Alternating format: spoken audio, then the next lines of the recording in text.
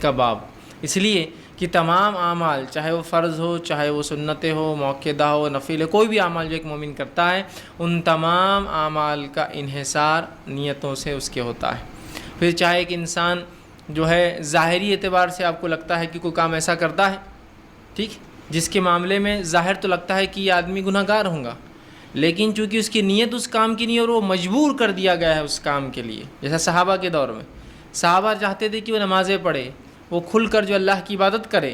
لیکن ظاہری اعتبار سے وہ یہ کام نہیں کر پاتے تھے، لیکن باطنی اعتبار سے ان کی نیتیں اس میں ہوتی تھی کہ کاش کہ ہم یہ تمام اعمال کھل کر پاتے، ٹھیک ہے۔ تو بہرحال لیکن ان کی وہ نیتیں جو اندر تھی کہ مخلص اپنے دین جو ہے نیتوں کر کے وہ چاہتے تھے، اس کا اجر یقیناً جو ہے ان تمام کو ملے گا۔ تو بہرحال اور وہیں کچھ ہوتے ہیں لوگ جو ظاہری اعتبار سے جن کو دیکھ کر ان کا تقوی، ان کا زہد ایسا لگتا ہے کہ اس سے زیادہ متقی پرہیزگار انسان دنیا میں نہیں ہے،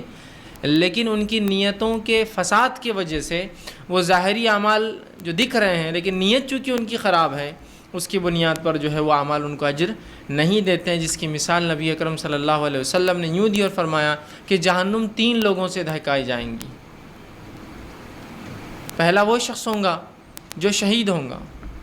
دوسرا وہ شخص ہوگا جو عالم، یا ایک روایت میں قاری مطلب حافظ کے الفاظ ہیں، مطلب قرآن کی قرأت کرتا ہوں گا، اور تیسرا وہ شخص ہوگا جس کو اللہ نے مال دے رکھا اور اللہ کی راہ میں خرچ کرتا ہے۔ ان تینوں سے شروع ہوں گی، لیکن تینوں کے ساتھ جو معاملہ ہوگا، جس چیز میں ان کی خلل اور گڑبڑ ہوں گی وہ یہ ہوں گی کہ تینوں نے یہ کام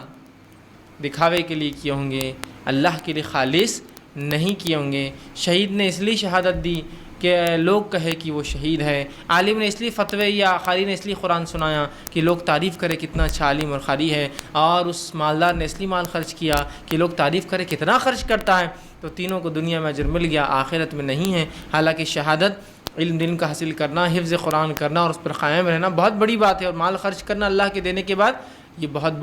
بڑے کاموں میں سے ہے، لیکن اس کے باوجود صرف نیت کے فساد اور برائی کی وجہ سے وہ تینوں جو ہے جہنم میں جائیں گے۔ تو اس لیے میں نے کہا اگر آپ کا ضمیر اور نیت صاف ہے تو اس بات سے کوئی فرق نہیں پڑتا کہ کوئی آپ کو اچھا کہے یا برا۔ آپ اپنی نیت سے جانچے جائیں گے، دوسروں کی سوچ پر نہیں۔ اچھا کہے یا برا، آپ اپنی نیت سے جانچے جائیں گے، دوسروں کی سوچ پر نہیں۔